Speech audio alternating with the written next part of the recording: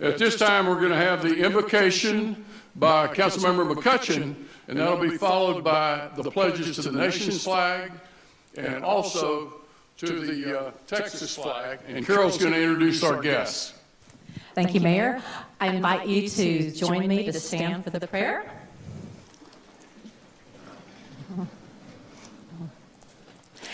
Heavenly Father, we thank you for the wonderful community we have here in Sugar Land and humbly ask that you continue to prosper our families and businesses.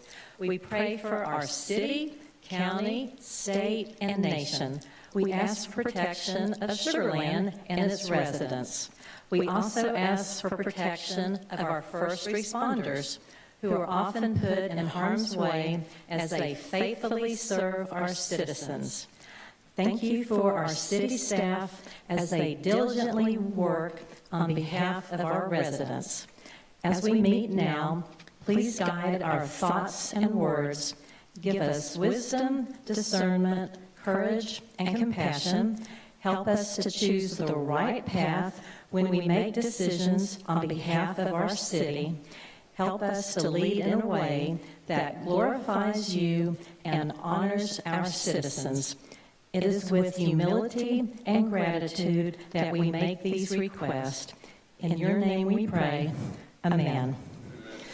So tonight, I'm excited to have members of the Dulles Elementary Student Council to join us in leading our pledges this evening. So we'd like to welcome the following guests: Principal Anderson Haas, Assistant Principal Marion Thomas, Miss Samantha Lee, the second grade ELA Social Studies teacher and Student Council sponsor, Miss Karen Reyes, second grade Math and Science teacher and Student Council president, Aaliyah Usanga.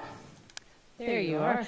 Okay, then we have the president, Aiden Varghese, Kaylin Linden, Kezia Alex, Nathan Reyes, Penelope Quinio, and Genevieve Carruthers.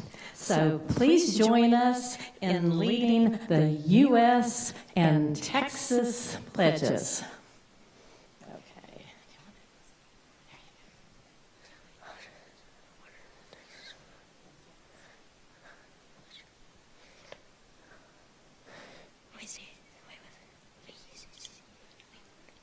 I pledge allegiance to the flag of the United States of America and to the republic for which it stands, one nation, under God, indivisible, with liberty and justice for all.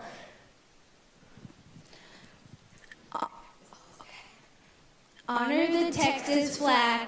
I pledge allegiance to the Texas, one state under God, one and indivisible.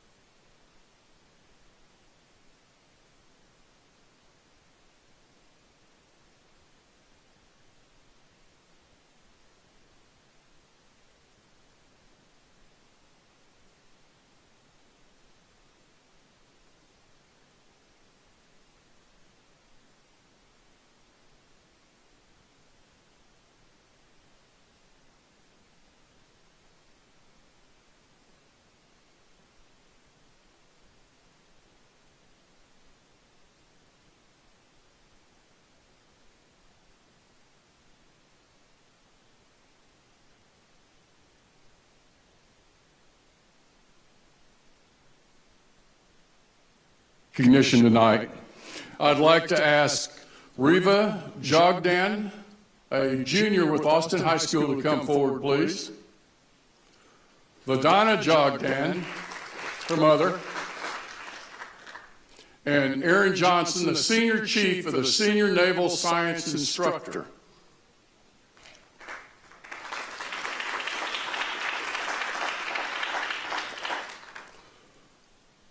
So Reva was selected to attend the 2023 Commander of Naval Air Forces Navy and Marine Corps Junior Reserve Training Corps Flight Academy. She competed against 400 applicants and was awarded a $24,000 scholarship.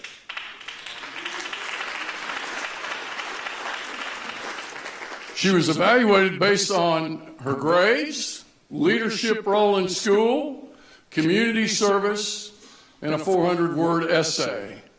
Additionally, she needed to pass the aviation qualifying test and a TSA security background check. Carol, that'll leave you out.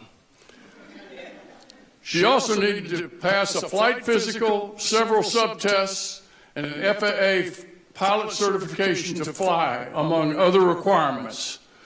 And I'm going to ask the senior chief if he'd like to say a few words about the process. Senior chief? Sir, Mr. Mayor, city council members, and any distinguished guests, I just want to say that this student really has been an exceptional student. A lot of times we don't highlight what students do. It's always the bad things that we see in the media, but tonight we're here. She embodies everything that we want young adults to be. She is a great ambassador to our program, our school, the city of Sugar Land. I'm extremely proud of her.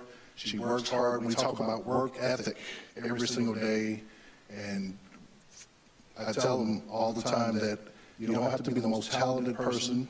You just have to outwork everyone. Outwork, it still pays off. So I just wanted to come here today. I'm glad she's getting recognized because it's a very distinguished opportunity that she has. So. Thank you, Chief. And you must be very proud as her mother. Would you like to say a few words? Yeah, I'm very thankful for the senior chief for all the support, and very proud of my daughter. Thank you.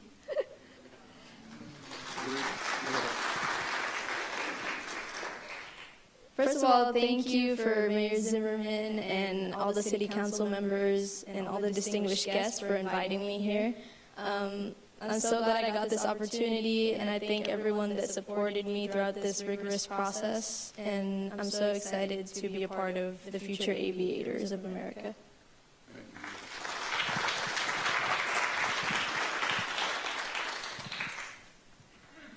Now let's read the certificate of recognition. Presented to Reva Jogdan, March 21st of 2023. This certificate of recognition is presented to Reva Jogdan, a junior at Austin High School and also a cadet in the Austin High School Naval Junior ROTC for our outstanding accomplishments and achievements. Reva has been selected to attend the 2023 Commander of Naval Air Forces Navy and Marine Corps Junior Reserve Training Corps Flight Academy this summer. She was awarded a scholarship to receive her pilot license through the 2023 CNAF Private Pilot Scholarship Program. Only one of 26 students selected from more than 500 applicants nationwide. And this is awarded by the City of Sugar Land City Council at my signature. Reva, congratulations. Council members, if you come down for a photo, and we can kind of pull you guys together a little bit.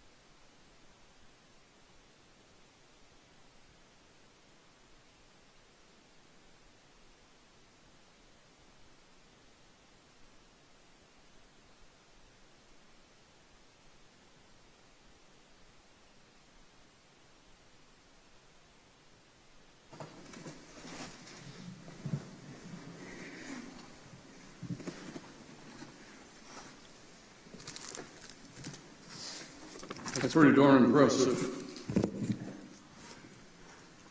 We're going to move on to item number 2, public comments. Anybody that would like to speak to one of the agenda items that is not listed as a public hearing item is encouraged to come to the mic now. We'll ask you to identify yourself by name and your address and what item you'd like to speak on.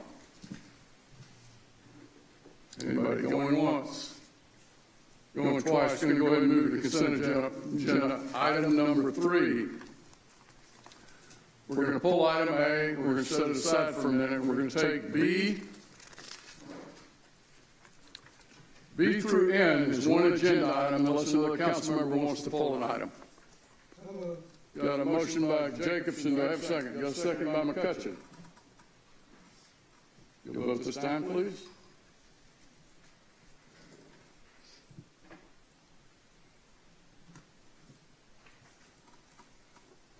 And it passes 7-0. Thank you, council members. At this time, we're going to take up item A, second consideration. Consideration of action on City of Sugar Land ordinance number 2284. An ordinance of the City Council of the City of Sugar Land, Texas, amending the Ballpark District, Historic District 1 and 2, Business Park District, Open Space District, and Highway 6 District of the Imperial PD General Development Plan, readopting the Imperial PD General Development Plan, and repealing ordinance number 1969. Do I have a motion? Got a motion by Watley. Do I have a second? Got a second by Ferguson. If you vote at this time, please.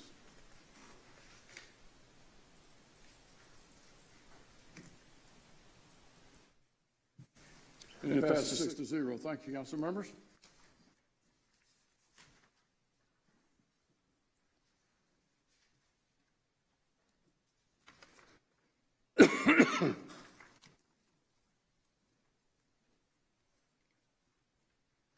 Item number 4, public hearings, 4A.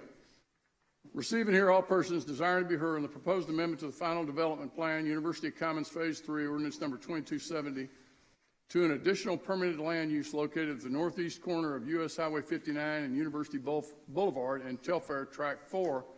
We have with us Miss Laura Waller, our planner 2. I don't see Laura.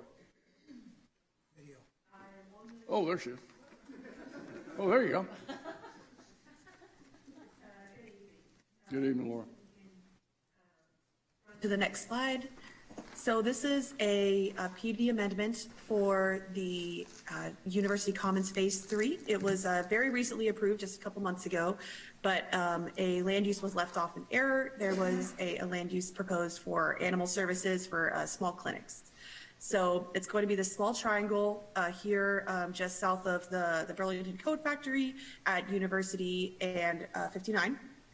There is a single land use that's being added, as well as the 3 options for the site plans. They are going to show a new pet relief area. So that's not a fenced area or anything like that. It's just a designated spot in a grassy area for leashed pets to be able to relieve themselves. Next slide.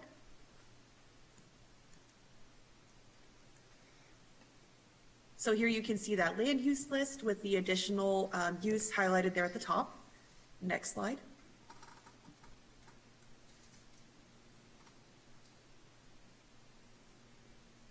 And then these are the 3 site plan options. So depending on exactly what they do on that front corner, there's going to be the pet relief area in the area. So between the 2 buildings that are at the rear of the site, there's a small red box that is now shown on all 3 exhibits, and that's going to be that grassy area for pet relief options.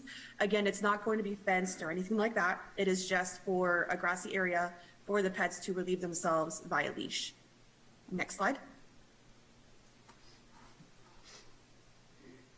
Planning and Zoning Commission did hold a public hearing February 23rd, at which no speakers were present. The main questions were about the pet relief area and then the scope of the amendment. After staff answered all those questions, the commission did unanimously vote to recommend approval of the PD amendment. Next slide.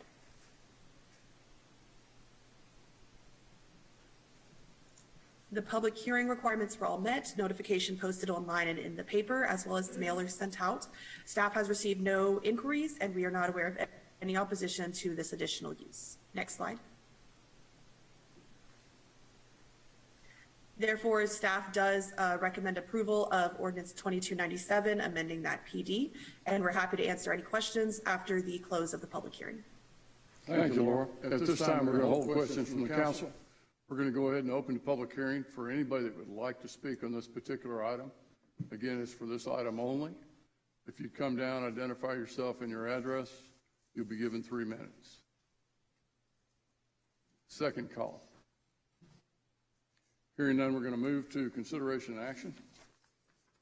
First consideration of an action on City of Sugar Land ordinance number 2297, an ordinance of the City Council of the City of Sugar Land, Texas, amending the University Commons Phase 3 Telfair Center Lakefront District E Plan Development PD Final Development Plan located at the northeast corner of US Highway 59 and University Boulevard in the Telfair Tract, readopting the Final Development Plan and repealing ordinance number 2270. Questions, staff? Motion? Got a motion by Kermally, second by McCutcheon. You'll vote at this time, please.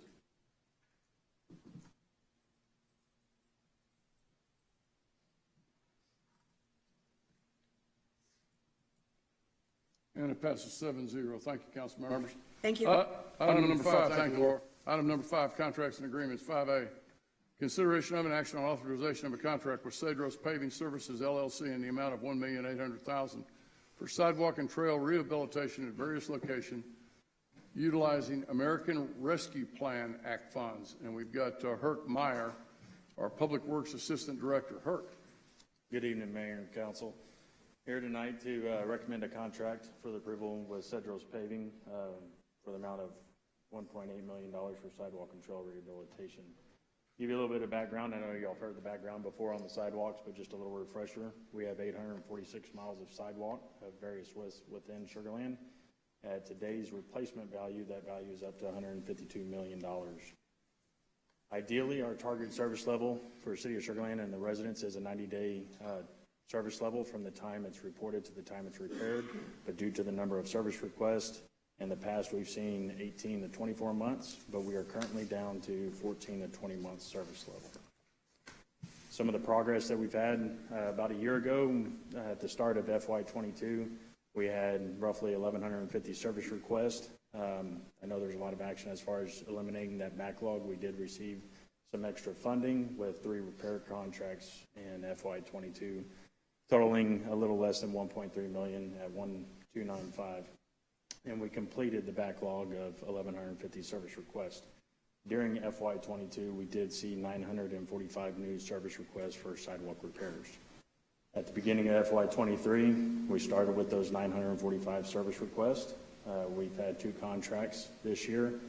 One is the standard 625 reoccurring yearly fund, and then the remaining that we have for a total of 855, which was part of one time last year. We've completed with that 505 service requests so far this year. During this time frame at the beginning of FY23, since October, we have already received 312 new service requests for sidewalk repairs. Our current backlog to date is 752 service requests. So during FY22 and FY23, we completed roughly 1,650 service requests already with $2.15 million. This is a map of our current service request, 752. Our oldest service request on the books to date is 17 months.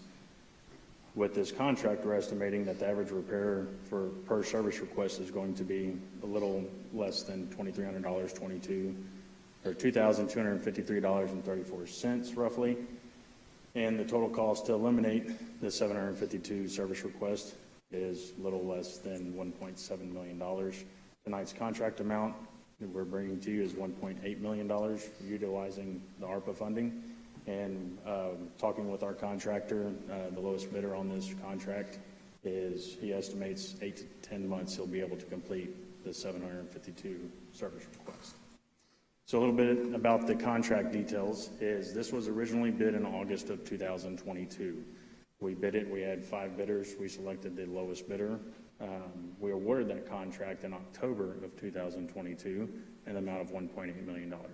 That same contractor who, I lost y'all for a second. Can y'all hear me?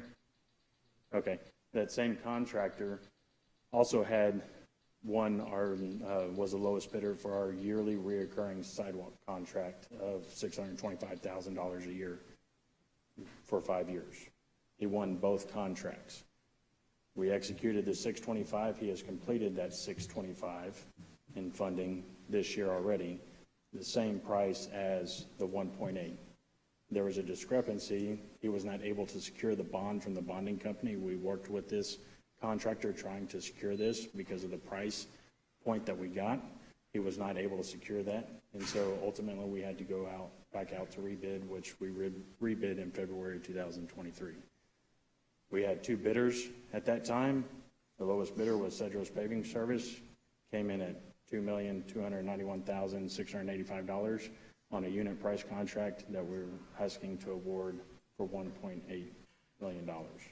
So we recommend that the approval of a contract between the City of Sugar Land and Cedros Paving Services for sidewalk control rehabilitation at various locations, the amount of $1.8 million.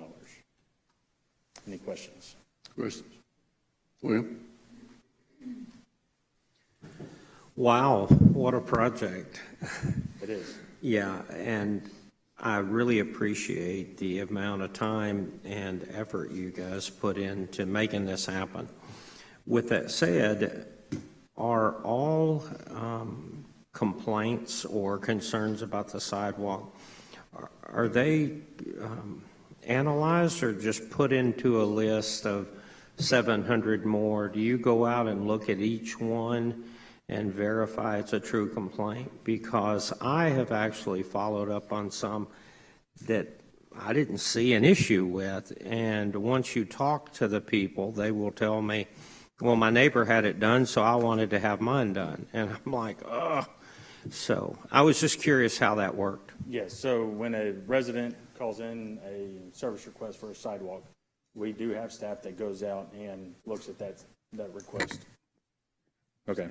We do have staff that goes out and looks at that request to validate, is it actually a concern or not a concern? Do we need to take action on that?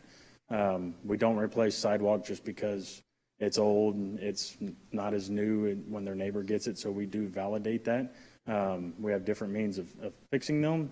If it is an immediate trip hazard, we'll patch it, but yes, if it does require action by staff, then it will stay on the books. If it's does not require action, we will close that service request out. You're welcome. Michelle? Bert, can you go back one slide if you don't mind? One more, sorry. These were awarded in October and bid out in October of 2022? What you see here, this graph is from February of 2023. Perfect. That answers my question. Thank you. I just wanted to make sure they were current bids. These are current bids. We had to rebid it. Thank you. Carol? That's the same question. I was just going to say this has been one of my pet projects, is sidewalk rehab, and so I'm really excited that we're able to use the ARPA funding and get our the backlog down, because it's an important, safety issue, I think. And I really appreciate all of staff's efforts on this. And I was going to make a motion to approve. So, but I know you had a question though. Go ahead, Suzanne. Thank you. Hurt, just to be clear, there were a lot of numbers there. So there is. So we had 752. That was this year, correct? We have closed out, that's from FY 22 and 23. Okay, so that brings us current. But when I looked at this, the funding we have, so did we use the funding for this year, the $625,000? Yes, we have. We have used that. So the money we're getting now is going to catch us up current.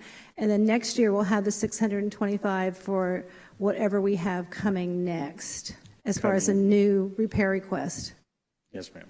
So the beautiful thing is we are caught up almost. We are almost caught up. So the one downside is this will eliminate the 752 that we have to date. Right. But between now and the end of the year, yes, we'll have some more that will come in that we will utilize funding for at the beginning of FY24 to start, FY24 to start fixing.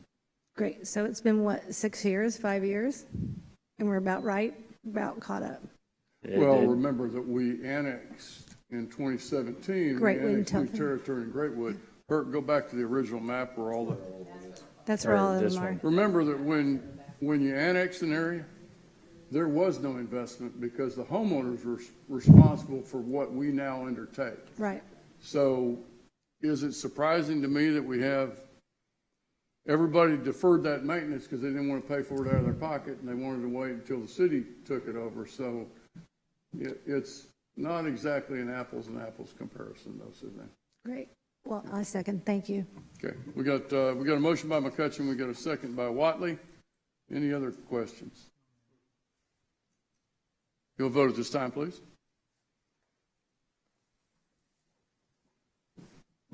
And it passes 7-0. Thanks, Hurt. Item number 6, workshop. 6A, review of and discussion on the 2022 Smart Financial Center at Sugar Land annual report. And we have Ms. Jessica Hubble, and then we have a special guest tonight. Yes. Good evening, Mayor and City Council. So due to COVID and the aftermath of, it's been a few years since we've had the Smart Financial Center annual report in front of you, so we wanted to go ahead and kick that back off. So tonight we do have with us Elise Scally, the General Manager of the Smart Financial Center. She's going to give us an overview of 2022 and then a little insight into 2023. And we did not coordinate our outfits tonight. I just want to make that very clear for everybody. But I'll kick it off to you. Thank you. Welcome, Elise. Hello. Hi, everyone. Most of you I've seen and had the privilege to meet at one of our events. If I haven't met you, I'm sure you'll be around soon. Look forward to meeting you. As Jessica said, my name's Elise. I'm the GM over at Smart Financial Center. I started in September, so what I'm reporting on today, I was only at Smart Financial for just a bit of it, but happy to be a Sugar Land resident in Greatwood. Thank you for fixing our sidewalks. So we'll get started here, just going to cover the agenda, what's in this slide. We'll touch here on the venue background, just to remind everybody what this project was. Broke ground in December 2014, and the venue opened with Jerry Seinfeld in January 2017. We just celebrated our 6-year anniversary in January. Recovering from COVID, as Jessica mentioned, I'm sure it's no surprise to most of you that it completely changed our industry, but I'm happy to say that really as of today, it finally feels like we're normal again. But during COVID, the venue parking lot was used for Fort Bend County Voting Center as well as a county vaccination site. So the venue area was definitely put to good use during COVID, even though we couldn't open our doors. We did reopen after a 16-month closure in July of 2021. We brought back 100% of our full-time positions post-COVID. In 2021, still recovering obviously from the aftermath of COVID, and we ended with 45 shows. This past year, 2022, we ended up at 86, and we are on track to hit 115 shows in 2023. So like I said, it feels like we're back to normal, and the numbers definitely represent that as well. Some of our highlights from 2022, as I mentioned, 86 total events, pretty good considering, we're still dealing with artists who aren't ready to play indoors. They're still choosing amphitheaters or outdoor venues because of COVID. We saw just over 300,000 attendees through our doors in 2022 and just over 300,000 paid tickets. And we still managed to have a great list of artists come through and play on our stage, diverse entertainment for a diverse community here in Sugar Land. Concerts made up 56 events, so it's about 65% of our programming content, listing out the different genres. So I can see we hit just about everything. We saw some great talent, like I said, come through. Alicia Keys, Lau Lovett, Bonnie Raitt, so some pretty great content. Hopefully you guys came to enjoy some of those shows. Comedy is another big one for us. We saw some great comedy come through in 2022, so 13 comedy events, which made up about 15% of our overall programming. Bringing in some family and theatrical content as well. We did 17 total events, 20% of our overall. Some pretty good, well-known, if you're in the family entertainment space, some pretty good programming.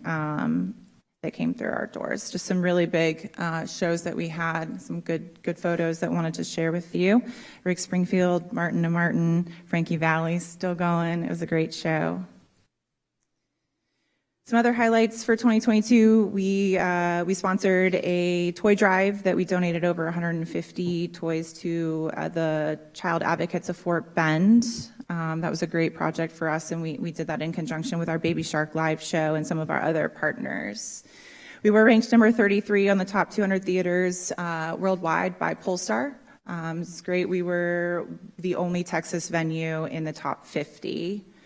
We did see 2 of the top 25 comedy tours come through our door, 2 nights of Sold Out Chris Rock and Tom Segura. Some great shows. Wanted to highlight our employment status. So we employ almost 600 employees in the area. This lists out both internal ACE SL, so our company, as well as the vendors that we bring in. Cleaning, parking, security, guest services, EMTs, law enforcement, and the folks that help build our shows with the stagehands.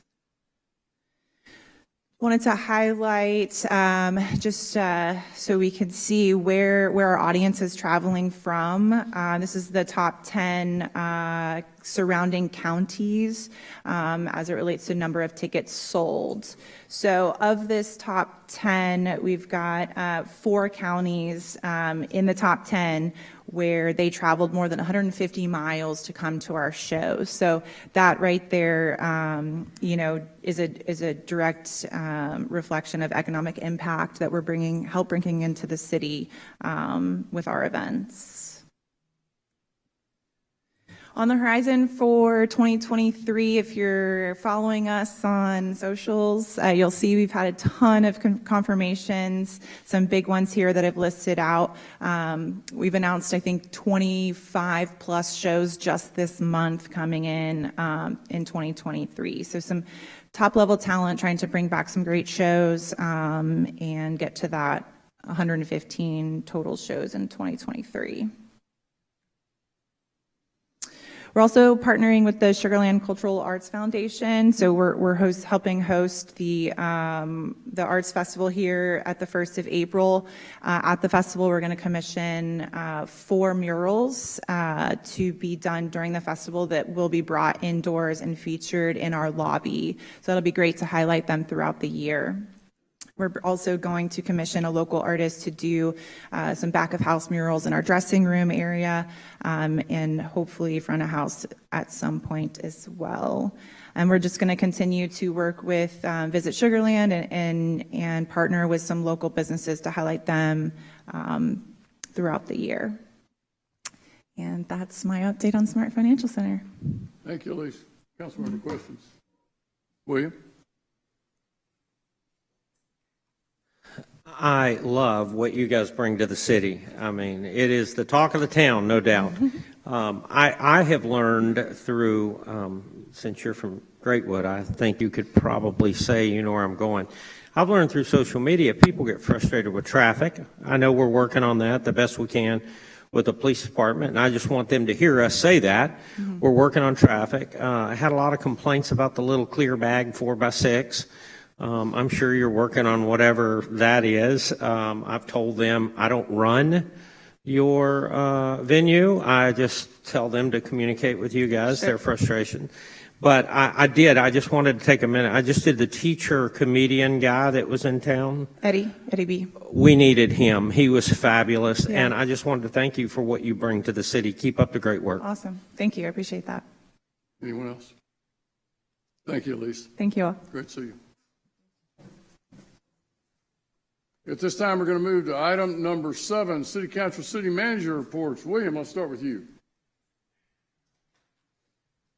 Well, Mayor, I do want to show my sock, but I think it would look inappropriate here. But today is World Down Syndrome Day, and outside our City Hall, those of you that have not gone out there to Jupiter, there's the cutest little kids out there that are celebrating this day, and you can get some really wacky socks if you spin a wheel. There is a Gigi's Playhouse is a very important part of our community, and they're outside till 7 o'clock. So go over to Jupiter and spin the wheel and get to meet some of the children with Down syndrome. They're special. That's all, Mayor. Jennifer. No report, Mayor. I just joined in with the council in welcoming the Savannah Bananas to Sugar Land. Stuart. Thank you, Mayor. I had the great opportunity to impersonate you at the at a Rotary Club meeting where we declared it Terry Pool Day in Sugar Land, and that was a great success. Carol.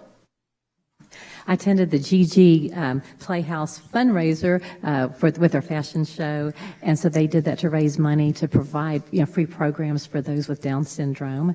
And then Nashad and I attended the Women's Day celebration hosted by the Council of Progressive Pakistani Americans, and the Savannah Bananas were fabulous. Nashad. Mayor, no report, Mayor, but Suzanne's going to say one that I attended with her. Suzanne. For no report.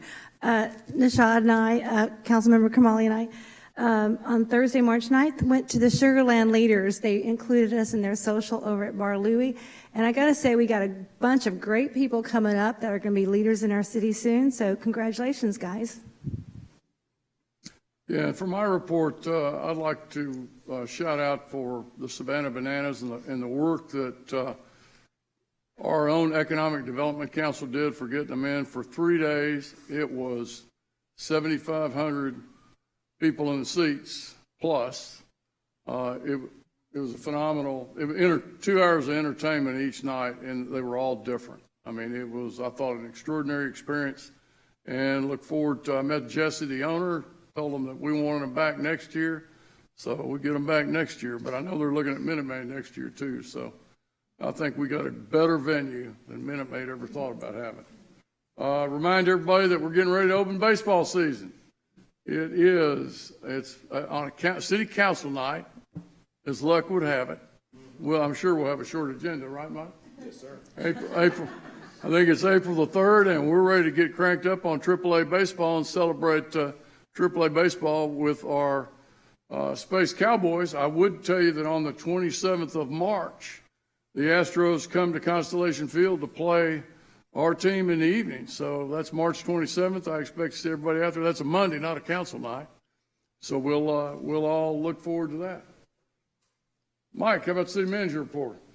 Yeah, Mayor, we're excited to have the ribbon cutting for our pump track this weekend, Saturday, and I want to commend staff and the contractor. It's a great venue. A lot of people are having a lot of good time. Also, just want to thank staff. The Savannah Bananas was a huge success. Economic development, all of the support. We'll get all the data later this week on just what the economic impact was, but great for our community. Appreciate all the work of everyone. That's it, Mayor. And Mike, you and William are going to ride motocross bikes, right?